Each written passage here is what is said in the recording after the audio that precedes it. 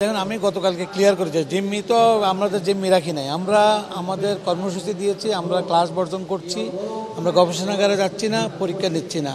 আমাদের আত্মমর্যাদার জন্য যে আমাদের তিনটে দাবি, প্রত্যেক স্কিমে আমরা বিশ্ববিদ্যালয়ের শিক্ষকরা থাকবো না, আমাদের সুপার গ্রেডটি যেটা প্রতিশ্রুত 2015 সালে সেটা দিতে হবে, প্লাস হলো যে স্বতন্ত্র বেতন স্কেল যেটাও দিন বদল সনদে বলা ছিল, আমরা সেটা চাচ্ছি। আর জিম্মি কথাটা ব্যবহার করলে এটা আমাদের কাছেও তো খারাপ লাগবে। জিম্মি নাটক হয়, প্লেন চিন্তায় করে আটকে রাখলে যে আপনার এই দাবি মানবো, এই দাবি মানবো।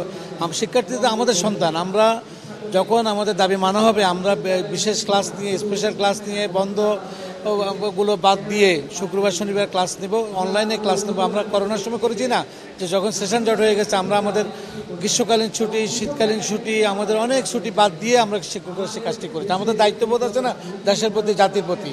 আমরা আশা করছি যে মাননীয় প্রধানমন্ত্রী যখন আমাদের সাথে বসবেন, আমরা যৌক্তিক দাবি দিতে বললে উনি আমাদের কথা শুনবেন এবং আমাদের দাবিগুলো পূরণ। আমাদের সাথে যোগাযোগ হচ্ছে, কিন্তু আমাদের এখনো সরাসরি কোনো আলোচনা হয় না। বাট সরকার ব্যাপারটাকে নিয়ে ওয়াকিবহাল, সরকারও চাচ্ছে যে একটা সুষ্ঠু সমাধান। এটা ওটা বৃহস্পতিবার হয় নাই, উনি পদ্মা সেতু সংক্রান্ত একটি সভা ছিল, সেই সবার কারণেই মাননীয় প্রধানমন্ত্রীর সাথে সেই কারণে স্থগিত করেছে। আমাদেরকে বলছে শীঘ্রই উনি বসবেন, কিন্তু এখন পর্যন্ত বসা হয় না। তো আমরা আশাবাদী আমাদের সাথে বসবেন এবং আমাদের দাবিটা মেনে নেবেন। না, আমরা সেটা মনে করি না। সরকারের তো বিভিন্ন ধরনের কৌশল থেকে কী কারণে সরকার কী ভাবছে সেটা আমরা জানি না। তবে আমরা আমাদের ন্যায্য দাবির জন্য, আমাদের আত্মমর্যাদার জন্য সবগুলো পাবলিক বিশ্ববিদ্যালয়ে একসাথে আমরা এই আন্দোলনটা করছি। এখন তো ধরেন আমি একা না, তো আমাদের সব বিশ্ববিদ্যালয় ফেডারেশনগুলো আছে আমরা, বাট আমাদের সবাই একই মত যে আমাদের দাবি আদায় না হওয়া পর্যন্ত আমরা কর্মক্ষেত্রে ফেরত যাব না। ধন্যবাদ। এই প্রশ্নের উত্তর তো আমরা দিতে পারবো না। এই প্রশ্নের উত্তর দিবে অর্থ মন্ত্রণালয় বা প্রত্যয় নামক বৈষম্যমূলক স্কিমটির সাথে যারা প্রণয়নের সাথে জড়িত তারা। এটি কোনো অভিমানের বিষয় নয়, এটি শিক্ষক সমাজের বাঁচা মরার লড়াই।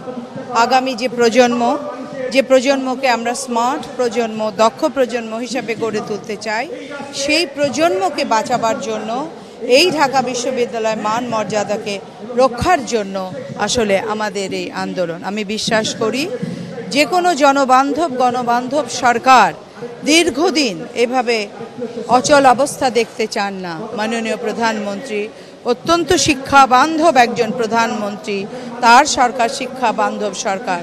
সুতরাং আজ যে 40টি বিশ্ববিদ্যালয় একেবারে অচল হয়ে আছে, হাজার হাজার ছাত্রের ভবিষ্যৎ নষ্ট হয়ে যাচ্ছে, বিভিন্ন কোর্স পরীক্ষাগুলো বন্ধ হয়ে আছে, নিশ্চয়ই মাননীয় প্রধানমন্ত্রী অচিরেই এই অবস্থার সমাধান করবে।